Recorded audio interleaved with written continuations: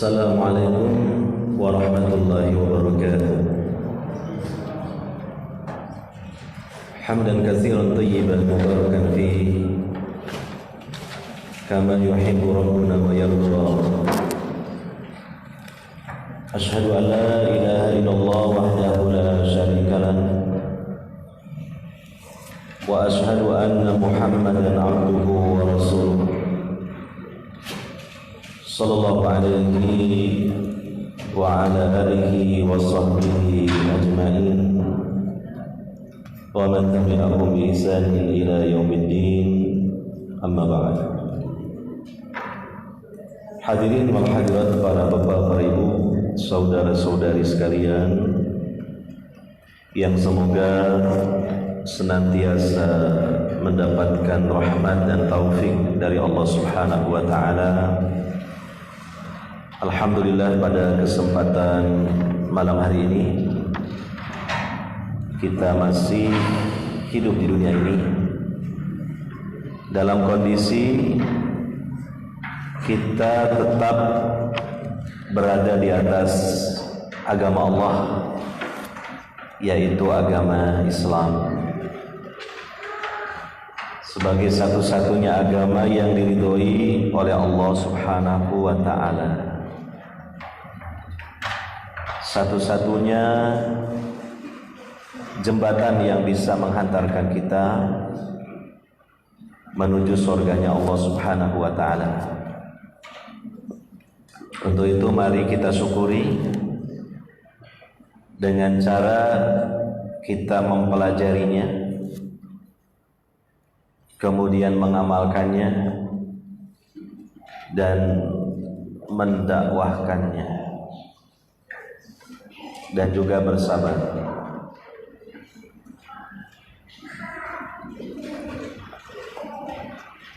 Oleh karenanya, pada kesempatan malam hari ini juga, dalam rangka mensyukuri nikmat Islam ini, kita pelajari Islam. Kita pelajari ayat-ayat suci Al-Quran dan sunnah Nabi Sallallahu Alaihi Wasallam, dan mudah-mudahan Allah Subhanahu Wa Taala memberikan pertolongan kepada kita di dalam mempelajari Islam ini, sehingga kita paham dengan pemahaman yang benar. Untuk kemudian juga kita mohon kepada Allah Subhanahu Wa Taala agar menjadikan ilmu yang kita pelajari itu menjadi ilmu nafi', ilmu yang bermanfaat, artinya ilmu yang diamalkan dan didakwahkan. Karena kalau ilmu itu tidak diamalkan dan tidak didakwahkan, maka kita juga masih terkena tuntutan Allah Subhanahu wa taala karena kita melakukan pelanggaran berupa tidak mengamalkan dan mendakwahkannya. Hadirin wal hadirat, saudara-saudari sekalian yang dimuliakan oleh Allah Subhanahu wa taala, pada kesempatan malam hari ini kita akan kaji lagi bersama-sama kitab Riyadhus Shalihin, membahas bab ke-18, bab yang berbunyi an-nahyu 'anil bid'ah wa muhdatsatil umur, larangan melakukan bid'ah-bid'ah dan perkara-perkara yang baru dalam urusan agama Islam ini. Telah kita baca ayat-ayat yang disampaikan oleh Imam Nawawi rahimahullah ta'ala yang menjadi dalil tentang bab yang telah beliau tulis itu. Kemudian ada tambahan penjelasan lagi dari pensyarah di kitab yang ada di hadapan saya ini, itu dari Syekh Al-Utsaimin rahimahullahu ta'ala, Beliau mengatakan, waliyu'lama annal insana al-mubtadi'a yaqa'u fi mahadhira katsirah. Dan hendaknya diketahui bahwa seseorang yang melakukan kebid'ahan, maka dia terjatuh ke dalam bahaya-bahaya yang banyak. Dan ini selaras dengan kenapa Nabi SAW sering sekali dalam muqaddimah khutbah hajah beliau memperingatkan kita dari bahaya bid'ah-bid'ah itu. Nabi SAW mengatakan, kullu bid'atin dhalalah wa kullu dhalalatin finnar. Demikian juga peringatan akan bahaya bid'ah ini masuk ke dalam salah satu wasiat penting Nabi SAW, yang itu Nabi SAW sampaikan dalam haji wada di hari Jumat ketika melakukan wukuf di Arafah, dan dihadiri disaksikan oleh sekitar 124.000 para sahabat ketika itu. Nabi SAW mengatakan, wa iyyakum wa muhdatsatil umur fa inna kulla muhdatsatin bid'ah wa kulla bid'atin dhalalah. Dan kalian harus menghindari perkara-perkara yang diada-adakan dalam urusan agama ini. Sesungguhnya perkara-perkara yang diada-adakan dalam urusan agama ini adalah bid'ah, dan setiap bid'ah adalah sesat. Kullu bid'atin dhalalah. Syekh Utsaimin mengatakan, menjelaskan orang yang melakukan kebid'ahan jatuh dalam bahaya-bahaya yang banyak. Yang pertama, annama ibtada'ahu fahuwa dhalalah binassil Qur'ani was sunnah. Bahwa perkara bid'ah itu sesuatu yang diada-adakan yang baru dalam urusan agama itu merupakan kesesatan berdasarkan nas Al-Quran dan Al-Hadis, bukan lagi istinbat ataupun kesimpulan dari para ulama, tapi jelas ada dalil yang sharih di dalam Al-Quran dan sunnah Nabi Sallallahu Alaihi Wasallam. Wadzalika anna ma ja'a bihi Nabi SAW fawal haq. Yang demikian itu karena apa yang dibawa oleh Nabi Sallallahu Alaihi Wasallam adalah al-haq. Yang dibawa oleh Nabi SAW adalah al-haq. Sedangkan bid'ah yang dianggap ajaran agama Islam itu tidak dibawa oleh Nabi Sallallahu Alaihi Wasallam. Padahal Allah Subhanahu Wa Taala menyampaikan nas dalam ayat Quran surah Yunus ayat 32. Allah Subhanahu Wa Taala berfirman, "Famadza ba'dal haqqi illa dhalal." Maka tidak ada setelah al-haq itu kecuali kesesatan. Saya ulangi keterkaitannya dengan penjelasan tadi. Yang dibawa oleh Nabi SAW adalah al-haq, sedangkan bid'ah tidak dibawa dan tidak disampaikan oleh Nabi SAW. Sedangkan apa-apa setelah al-haq itu disebut dalam surah Yunus ayat 32 adalah ad-dhalal. Berarti bid'ah adalah ad-dhalal, kesesatan. Ya, dan tentu kesesatan, kenapa disebut kesesatan? Karena ketika diyakini dan diamalkan dapat menyesatkan pelakunya. Artinya menyimpang dari kebenaran. Dan kita harus memahami istilah dhalalah atau ad-dhalal yang kita terjemahkan ke dalam bahasa Indonesia itu adalah sesat. Jangan selalu dipahami sesat itu wah luar biasa, penyimpangan yang luar biasa. Kesesatan itu adalah identik dengan seperti orang mengikuti ajaran setan gitu. Ya. Maka yang benar istilah kesesatan bukan hanya yang memang mengerikan seperti itu, termasuk hal-hal yang lain sekalipun kecil sedikit, kalau itu menyimpang dari kebenaran, itu disebut kesesatan. Ya. Karena istilah kesesatan itu tidak harus diartikan itu tadi aliran sesat, tidak harus begitu. Walaupun juga tentu aliran sesat masuk dalam kategori kesesatan.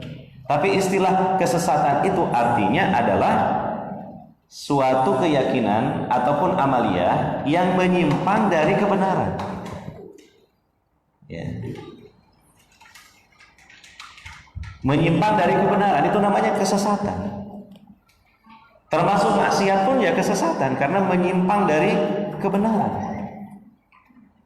Sebab dalilnya disebutkan dalam Al-Quran tadi, famadza ba'dal haqqi illa dhalal. Tidak ada setelah kebenaran melainkan kesesatan.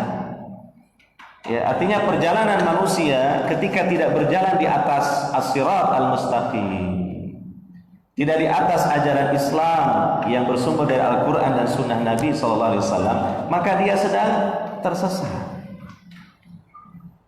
Ya. Dan kesesatan itu bisa berupa maksiat, berupa juga syubhat atau kebid'ahan. Kesesatan dalam sektor kebid'ahan juga bertingkat-tingkat, mulai dari yang rendah sampai yang tinggi atau yang sangat parah. Tapi itu semua mencakup atau tercakup dalam istilah dhalalah, kesesatan. Kenapa? Karena menyimpang dari kebenaran. Jadi tidak harus diasumsikan kesesatan, aliran sesat. Tidak hanya itu. Ya. Ini yang harus dipahami. Sehingga ketidakpahaman dalam masalah ini kadangkala menimbulkan tindakan yang berlebihan.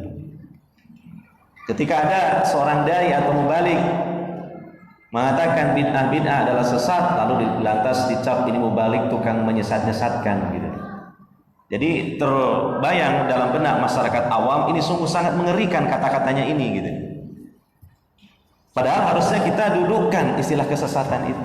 Kesesatan itu banyak, kesesatan itu bertingkat-tingkat.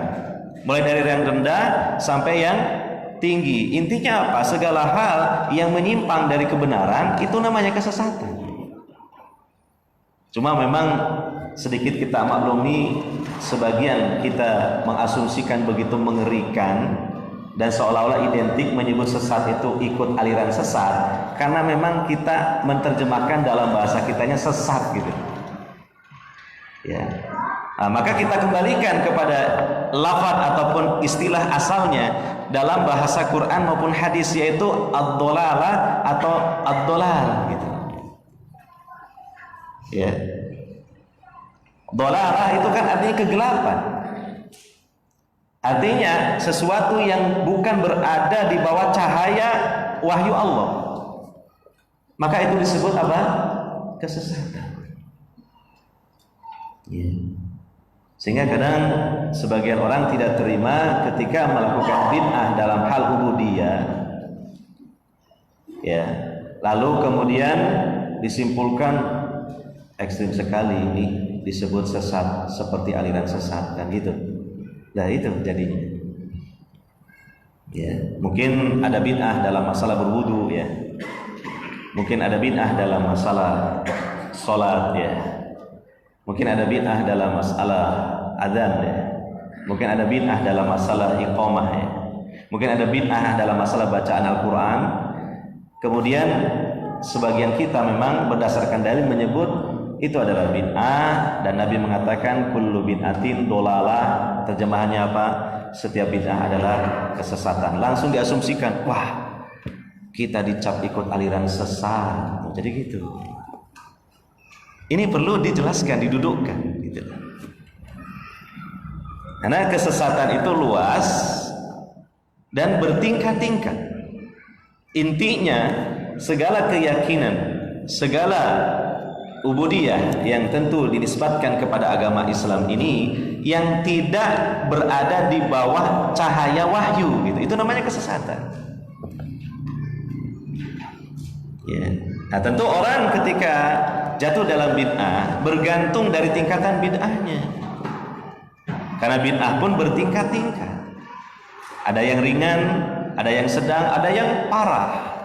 Maka seperti itu juga memberikan sebuah penilaian sesat. Sesat yang ringan, sesat yang sedang, sesat yang parah. Tapi semuanya adalah tentu kesesatan. Nah, ini yang perlu kita juga harus pandai-pandai menjelaskan. Ya, karena mungkin saja kita sendiri juga suatu ketika jatuh dalam kesesatan, yaitu berupa maksiat. Karena maksiat itu menyimpang dari al-haq, dari kebenaran. Allah mengatakan, "Fama ba'dal haqqi illa dhalal." Ya. Tidaklah setelah kebenaran itu melainkan apa? Kesesatan.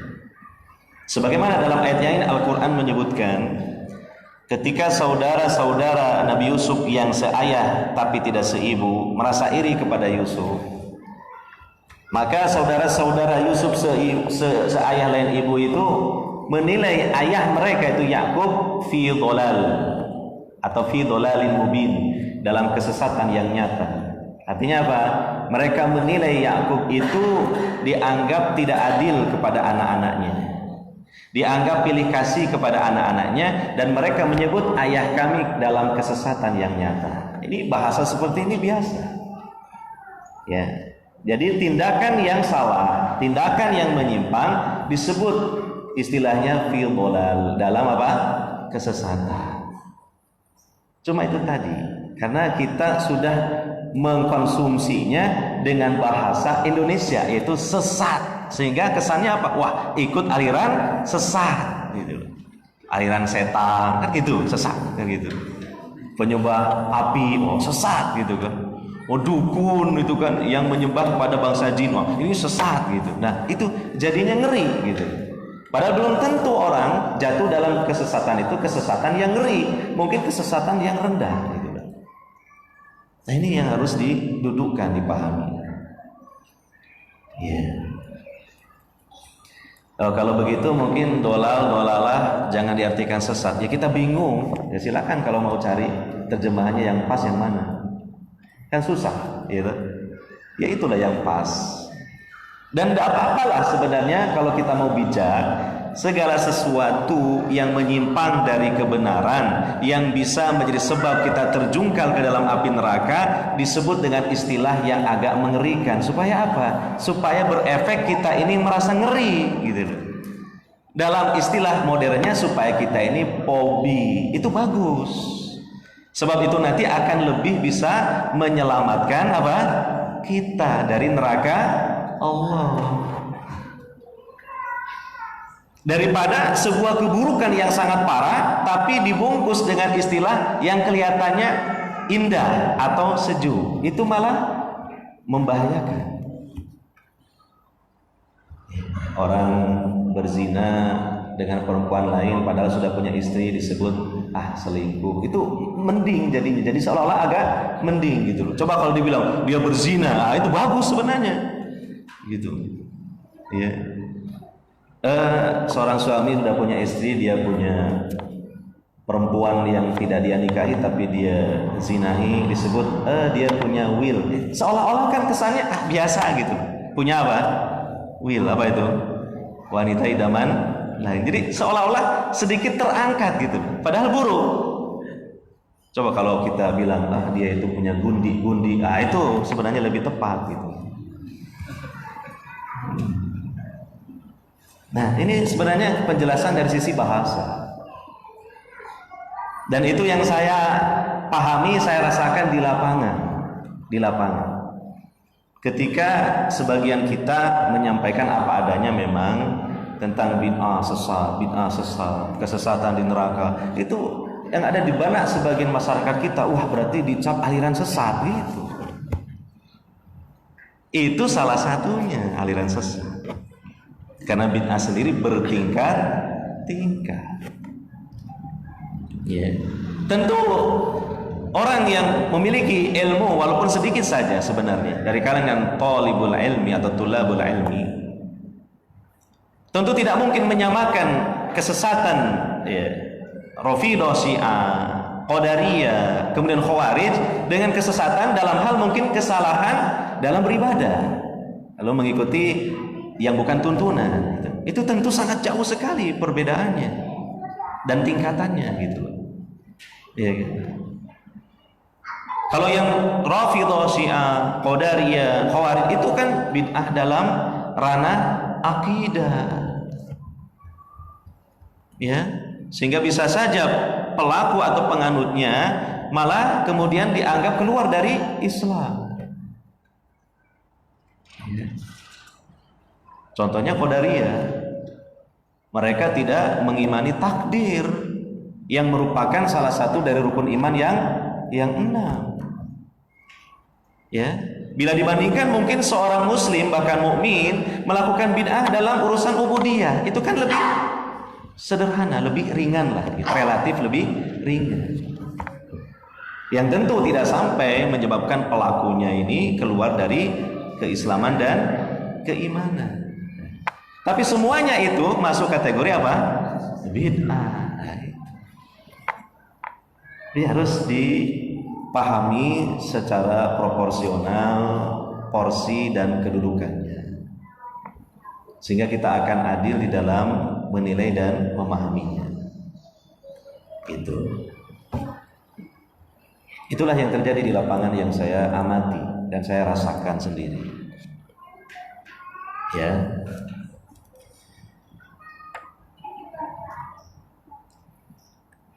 Kemudian yang kedua, bahaya bid'ah ya.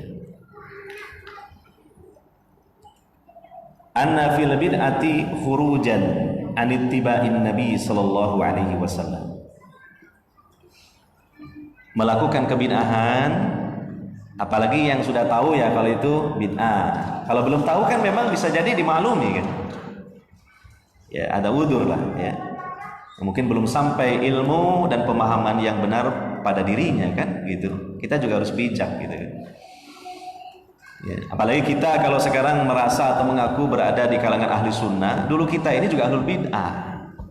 Sehingga sekarang ini kita mantan-mantan ahlul bid'ah dan pengamal bid'ah. Contohnya siapa? Gak usah jauh-jauh, saya sendirilah gitu. Kenapa jauh-jauh? Daripada orang lain saya cap begitu khawatir keliru. Mending saya sendiri ini para pengamal bid'ah juga. Ada hal-hal yang bukan dari ajaran Nabi SAW, tapi saya yakini itu dari Nabi SAW dan saya amalkan.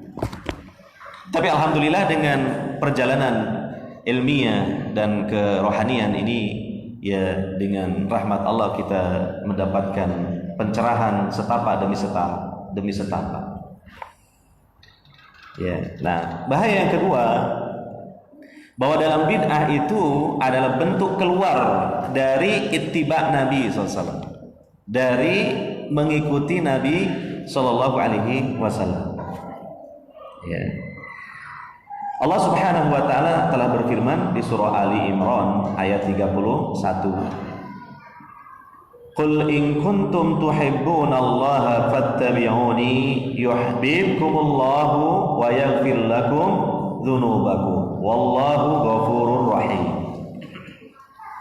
Katakanlah Muhammad, jika kalian itu mencintai Allah, ya, maka kalian ikuti aku, maksudnya Rasulullah Muhammad sallallahu alaihi wasallam. Dengan demikian niscaya Allah akan mencintai kalian dan mengampuni dosa-dosa kalian, dan Allah itu Maha Pengampun lagi Maha Penyayang. Nah, dari ayat tersebut kesimpulannya, barang siapa yang melakukan bid'ah yang dia jadikan sebagai satu sebab untuk beribadah kepada Allah Subhanahu wa taala, maka sungguh dia telah keluar dari ittiba kepada Nabi sallallahu alaihi wasallam. Keluarnya ini juga maksudnya bukan secara totalitas sehingga dipahami oh berarti dia murtad dari ajaran Nabi. Wah, nah ini juga salah paham gitu. Ya. keluarnya seiring dengan bid'ahnya gitu. Kalau bid'ahnya sedikit, ya keluarnya sedikitlah dari ittiba kepada Nabi Shallallahu Alaihi Wasallam. Kalau bid'ahnya banyak, ya tentu banyak dia keluar dari ittiba kepada Nabi Shallallahu Alaihi Wasallam. Tapi mungkin sisi-sisi yang lain dia masih ittiba kepada Nabi Shallallahu Alaihi Wasallam. Ya, supaya tidak salah paham ini, karena pembahasan ini sangat sensitif, terus terang. Sensitif, ya.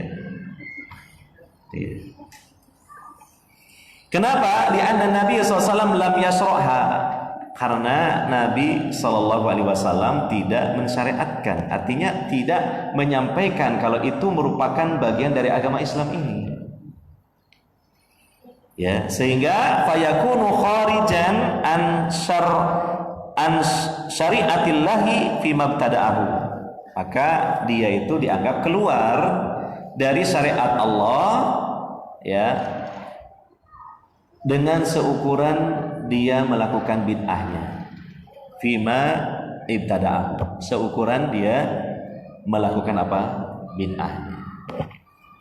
Berarti ini kan bahaya. Karena apa? Bertentangan dengan ayat 31 surah Ali Imran, bahwa kecintaan yang itu adalah kecintaan yang hakiki kepada Allah harus dibuktikan dengan apa? Dengan ittiba kepada tuntunan Nabi Shallallahu Alaihi Wasallam.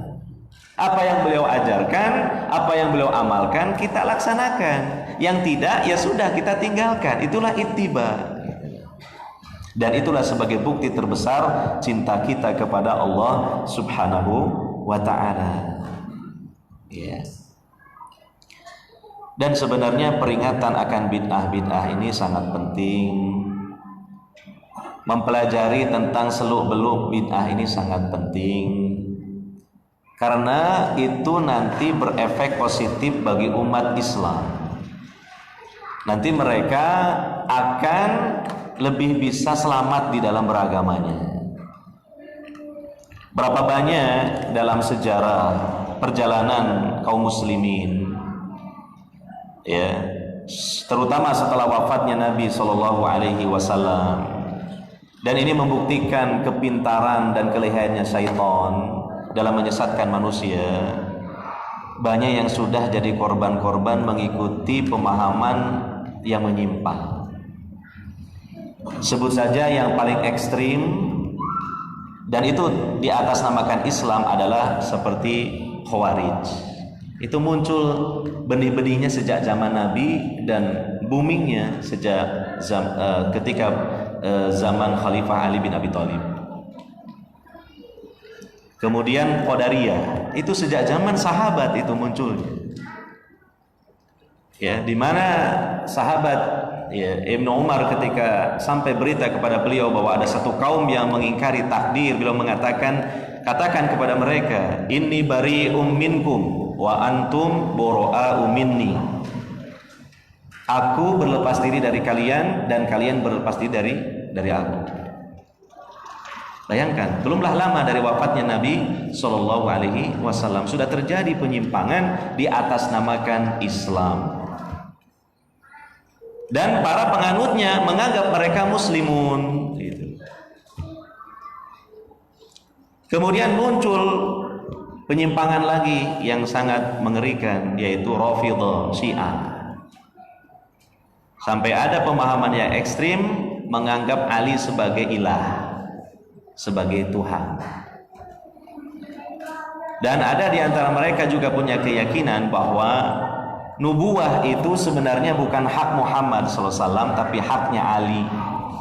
Jadi malaikat Jibril salah alamat membawa wahyu, yang seharusnya kepada Ali bin Abi Thalib malah kepada Muhammad SAW. Ya Allah, subhanallah, JNE aja jarang keliru alamat coba, padahal banyak barang dikirim tiap harinya itu.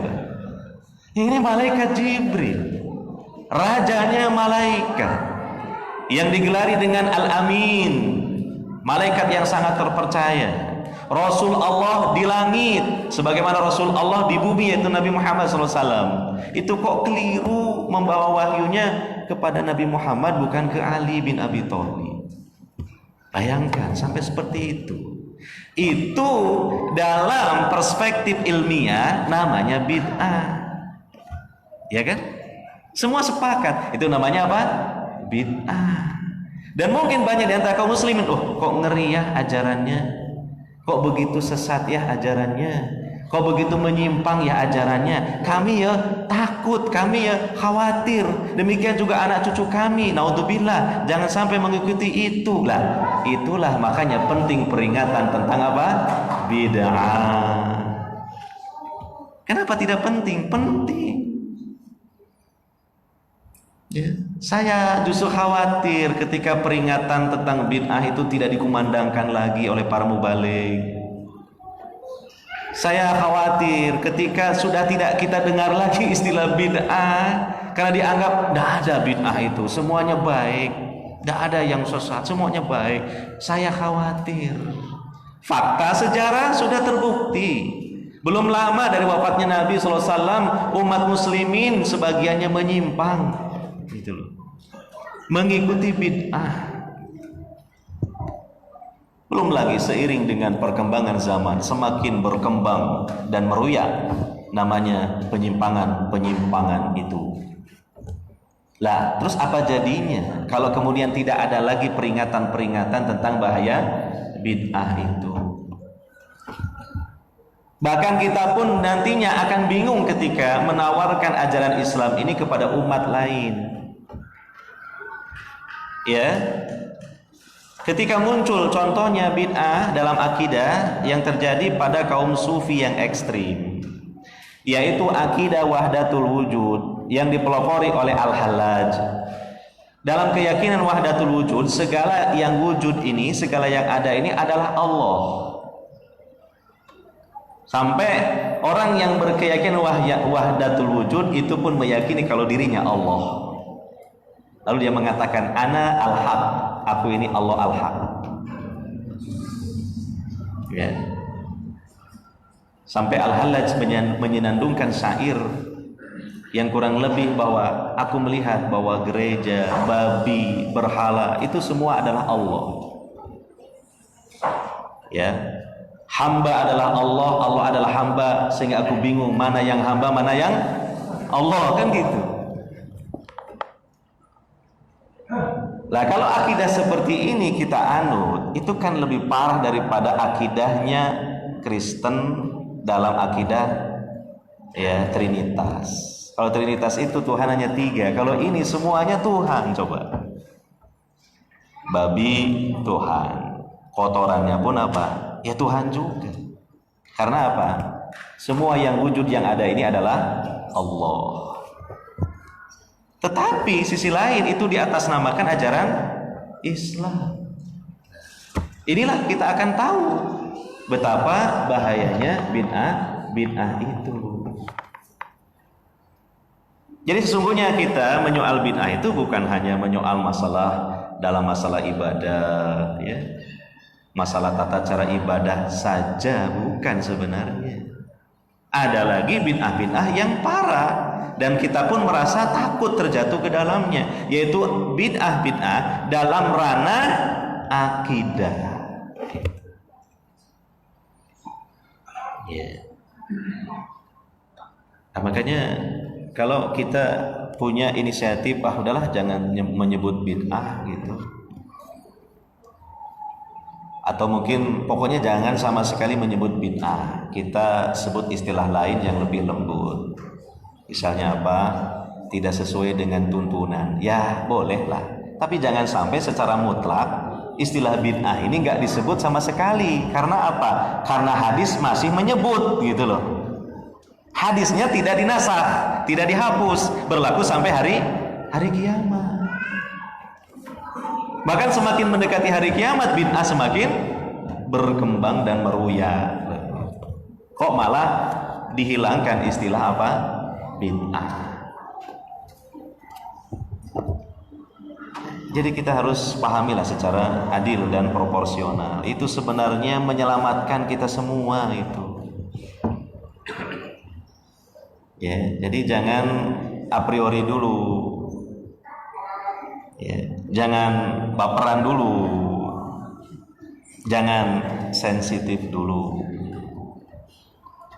Begitu, ya. Yang ketiga, bahaya dari bid'ah itu, anna hadhil bid'ata allati ibtada'aha tunafi tahqiqa syahadati anna Muhammadan Rasulullah. Lianna man haqqaqa syahadata anna Muhammadan Rasulullah fa innahu lam yakhruj anit ta'abbudi bima jaa'a bihi, bal yaltazimu syari'atahu wala yatajawazuha wala yuqassir anha. Sesungguhnya bid'ah-bid'ah itu yang diada-adakan bisa menafikan, artinya bertentangan dengan tahqiq syahadat anna Muhammad Rasulullah, dengan merealisasikan dari makna syahadat anna Muhammadan Rasulullah, syahadatul Rasul istilahnya. Karena siapa yang merealisasikan syahadat bahwa Muhammad adalah Rasulullah, maka sesungguhnya dia tidak akan mau keluar, ya, dari cara beribadah yang telah dibawa dan disyariatkan oleh Nabi Sallallahu Alaihi Wasallam. Artinya yang dibawa oleh Nabi Sallallahu Alaihi Wasallam. Bahkan dia akan komitmen untuk melaksanakan syariat yang dibawa oleh Nabi Sallallahu Alaihi Wasallam, tidak melampauinya dan tidak menguranginya, akan menyesuaikan dengan syariat yang dibawa oleh Nabi Sallallahu Alaihi Wasallam. Sehingga kesimpulannya apa? Kalau kita mengikuti bid'ah, padahal kita tahu bahwa itu adalah bid'ah, itu sama dengan salah satu penyimpangan dari syahadatul Rasul. Ya, kalau syahadat tauhid yaitu asyhadu alla ilaha illallah, itu kan masalah ketauhidan. Ya. Adapun kalau syahadatul Rasul yang berbunyi wa asyhadu anna Muhammadan Rasulullah, itu dalam masalah ittiba. Makanya kalau panjenengan ya mempelajari tentang makna dua kalimat syahadat itu kan yang dijelaskan oleh para ulama seperti itu. Asyhadu alla ilaha illallah wa asyhadu anna Muhammadar Rasulullah, itu dua kalimat syahadat. Syahadat pertama disebut syahadatul tauhid. Maknanya apa?